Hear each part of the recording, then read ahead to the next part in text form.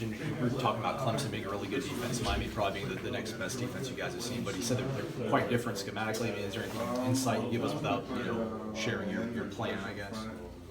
Yeah, I don't want to compare the two. Miami's really good on defense. They're very sound. They're well coached. Coach Diaz, Coach Baker, they do a really good job. Their players play hard. They understand the scheme that they're playing in, and they got really good people that are doing it. So it's a challenging task for us, this week and every week that is. So got to prepare really well all week. The run game the past couple of weeks seems like it's been pretty productive for you guys. I guess what's been working with it so well? Hand number 3 the ball, it's pretty good. So. A lot of times you don't want to make things difficult. So if you can make it even easier by snapping it to him, you know that he's getting it. And so we continue to feed him. Really good football player, very humble kid, and he's playing at a high level.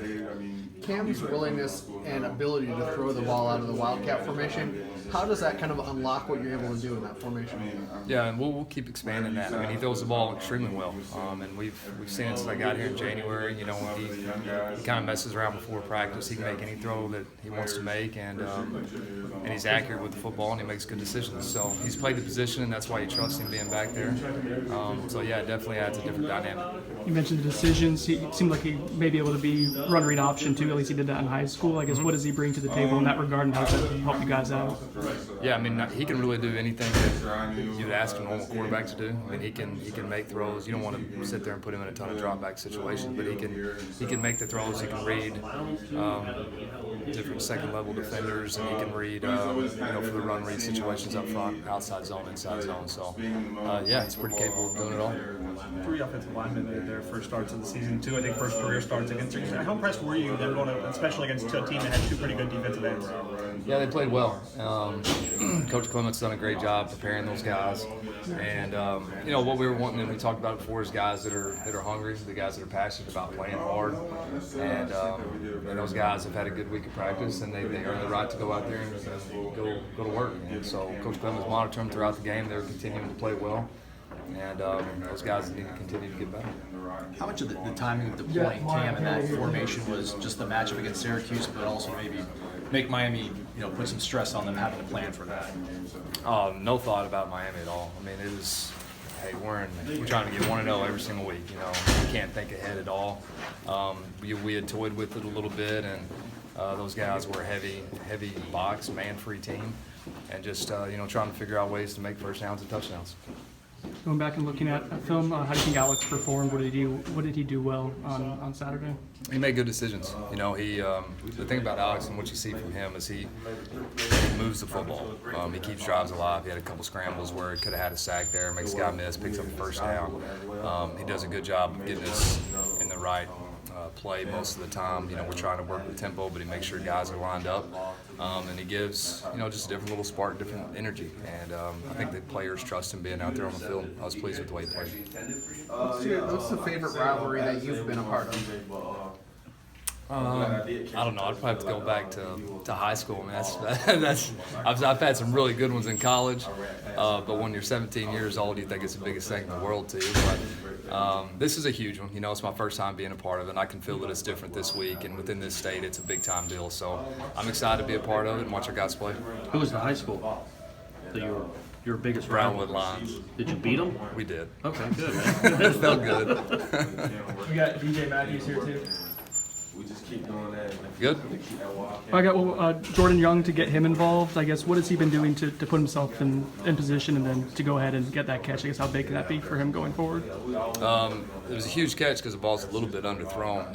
James was under duress right there, and he went over the top of the guy, made a big play. But all he's done is work. He kept his mouth shut. He's worked. Everything that you've seen, kind of a guy like Keyshawn, and the fact that he's always doing the extra stuff. He's always working, never complaining. And so he's worked himself in the point where, he was needed because of some of the injuries, and then we felt real comfortable with him going out there and doing his job. And some of the numbers that you guys have had with wide receivers, I know it wasn't a ton going into the year, and there's been injuries. And I guess what does that force you to do as a play caller? Do you have to work on personnel differently than you would if you had more guys? Yeah, you got to be cognizant of it for sure. And we're thin in a lot of positions. Got 2 running backs, 5 receivers, 5 or 6 receivers. So you just got to be smart. You got to try to stay healthy, protect the guys when you can. You got to be smart in practice as well.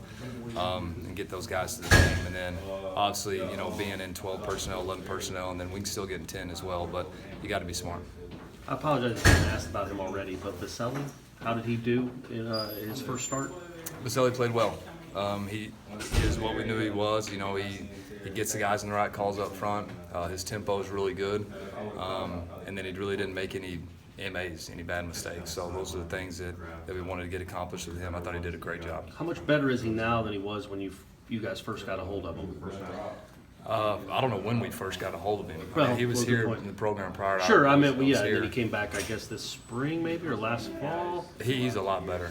I mean, it took me a while to learn his name because he wasn't very good, you know. And then he got in fall camp and started doing some good things, and he had a good summer and got put on scholarship. And you know, we needed a change. We needed somebody who would get out there and fight and play well for us. So he did. He played well.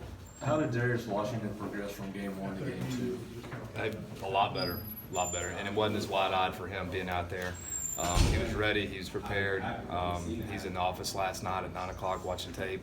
I mean, he prepares, that's what he does, and that's what you love about him. We knew if we gave him the opportunity, he'd make the most of it. You mentioned his improvement, Andrew's improvement. To see the offensive line getting better too, I guess from where you inherited it to where it is now, I guess how much better is it getting, and what's the upside for this group moving forward? The upside for him is just continually getting better. You know, with the tempo and what we do, a lot of times there's not a lot of time to make a lot of calls up front.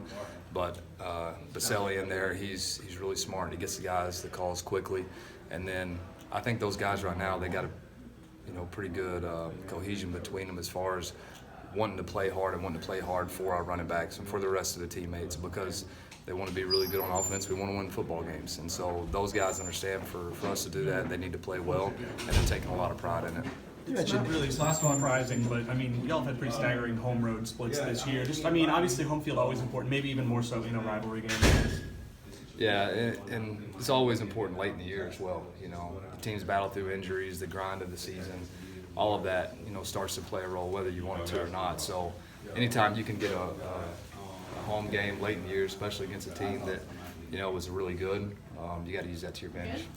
All right, thanks, Coach.